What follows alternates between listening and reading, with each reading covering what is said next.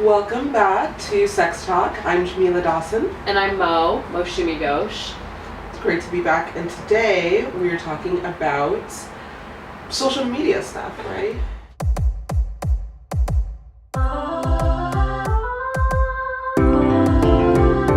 Sex Talk. Topic. Well, somebody said to me, I ghost people because aren't we supposed to break up with someone like in person? Mm-hmm. Right? And so I'm never going to see this person again, so I don't get an opportunity to quote unquote break up with them. So I wanted to do an episode on breaking up via text. I mean, and I think it's such a complex thing of we're caught in how we should have done things or how we used to do things that you kind of formally said on a date, for example. Yeah. Oh, this isn't going to go any further. I wish you luck. Bye. And now with social media and text, things can be so much more quick, but also abrupt and I think that people just don't have the rules. They just don't know. Right. Like, we come from this place of you should break up with someone in person. Like the whole idea of a Dear John letter. A Dear John letter, basically, if you don't know, is breaking up with someone via writing them a letter. Right. Just like this old school thing. Well, nowadays, no one really uses the U.S. Postal Service to break up with somebody. Right. Right. That would be vintage at that point. That would be vintage. But how we do communicate now on a very regular basis and very normal conversation with people is via text. Right. And here we are having like full-on relationships, conversations, that life. are anchored in text, that are anchored in social media. Yeah. Yet we still have this old school thought, well, I can't break up with someone on text. That's just not right. It should be done in person. Yet you've had extensive conversations with them online. You've talked to them extensively via text. You've met them in person maybe once, but yet you won't break up with them via text or online. And so I wanted to just talk about like how do we navigate all of that? Yeah, how to do that, because I think it feels ethical and caring. Yeah. And I agree with you. I think people don't know what to do. Right. And so, into that confusion can do things that end up being hurtful. That feel like because ghosting. I think ghosting is painful. Yeah. And like there's all this really interesting articles and things about like when somebody is ghosted. Yeah. It feels like this amputation, like they just went away. I don't know what happened. What happened? Like they didn't say anything. And so I actually spoke to somebody who has ghosted, and this is what they told me. Well, I feel like I want to break up with this person in person, but I'm also never going to see that person again, so I don't even bother, or I don't even have an opportunity to. Right, because now I have to arrange, like now you have to schedule an in-person breakup. And like our lives are so busy now. And doesn't that feel inauthentic? I'm going to call them up, schedule a date, lead them on to think that this is going to lead to somewhere further, but I'm actually scheduling a date to break up with them. Right. Like, that doesn't seem really ethical. And I thought about that, and I'm like, that's true. That doesn't feel nourishing.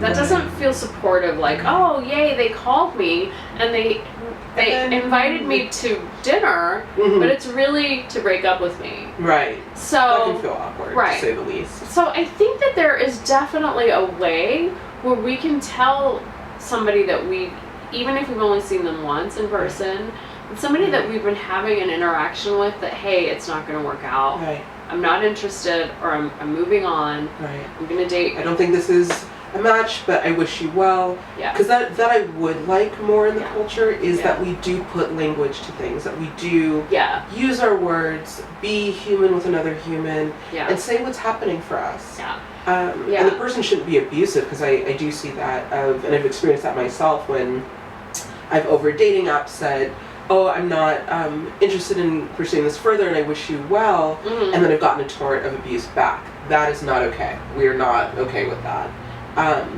But genuinely being told, hey, I wish you well and I don't see this going any further, but to have something Yeah. I think that's really wonderful. And I think that sort of like piggybacking on what you've said, like if you are honest and you come from a place of genuine authenticity about like, I don't think this is going to go anywhere, or I'm not interested, and someone comes back with backlash, that's not on you. That's not on you. They just signal that you dodged a bullet. They have some stuff they need to clearly work out. And to remind you that you came from a place of integrity. Right. And you were honest about where you were coming from. Right. And people maybe not used to rejection. I think rejection is really hard. And so I think, therefore, ghosting has become this sort of acceptable way to say. Avoiding rejection, but avoiding, I think, also your authenticity. Yeah. Like and avoiding that backlash that I might hurt someone's feelings and they might hate me. Right. And so I'm just not going to say anything at all. We're actually operating from a place of fear when we ghost. Right? And so being able to be strong enough, like you were, Jamila, when you said, this isn't going where I want it to go, or this is not, I'm not feeling it. Like you were being authentic in that moment. And like, if somebody comes back to you with backlash, they're basically trying to punish you for being an honest, authentic being. And that is not somebody that you want in your life. Right. And don't let that stop you from living with integrity. And I think living with integrity, means it's okay to let somebody know that you aren't interested. Right. That's not a bad thing. Yeah. I don't think it's okay to ghost because then they don't have. I think the truth, even though it's harder to hear sometimes, is better than the ambiguity of not knowing. Right. And never knowing. And I think both of us, because we believe in relationship and the power of relationship to heal and transform and be a wonderful experience, that if there's not a closing of a relationship, even if it's very short, both people are robbed of an opportunity. I think so. And so you have to make your own decision. You know, do you want to just like let this relationship go and not say anything? Wait till you see them in person and apologize when you ultimately do see them, or send a really brief text or social media message or whatever saying, hey, you probably won't be hearing from me again, I've decided to move on. Right. And whatever words you want to use. Yeah, and that can be, I'm not usually a big fan of giving homework to my clients, but I'm going to give homework to I give homework. I do. And this is why there's different ways of practicing, people. That a thing you can do for homework is, what's a little phrase, a short, clear phrase that you can use, that you have it in your back pocket of like, when I'm not interested in somebody over social media, what's something I can say that indicates that in a clear and caring way. Clear and caring. So that you don't feel like, oh my God, what am I going to say? What am I going to do? Yeah. You know? And coming from a place of being true to yourself. Right. And not worrying about, I mean, like, you don't want to hurt people's feelings, so we can be cruel. Yeah, we can be kind, but have firm boundaries. Yes, you know? Those two things. And we don't have to lie. No. You know? We don't have to be like, oh, I have a boyfriend, or I have a partner. You shouldn't have to lie to just have a clear boundary. If I'm not interested in pursuing this, I wish you well. Yeah. Don't. I think that's fine. I'm not interested in pursuing this. I wish you well. Right. There's your homework. We did your homework for you. I like that. It's simple, it's concise, it's to the point. They know that they're not going to be hearing from you again. You know, I think what you talked about is it incited some sort of anger and rejection in some people, and it might. It might. People are entitled. People feel like they are supposed to have something. And in this day and age, again, you want people in your life, and we want this for you. We want people in your life who amplify you, who make you feel good and safe and yummy. And if somebody can't handle a firm, pleasant rejection, that's information for you. It's really good information. Like Jamila said, you dodged a bullet. And that's not the reason for you to be authentic, is to try to figure out where you're dodging bullets. The reason to be authentic is to be true to yourself and to know that you did the right thing, and then you came from a place of integrity for the relationship, and it wasn't something that you wanted to pursue, and you let the other person know.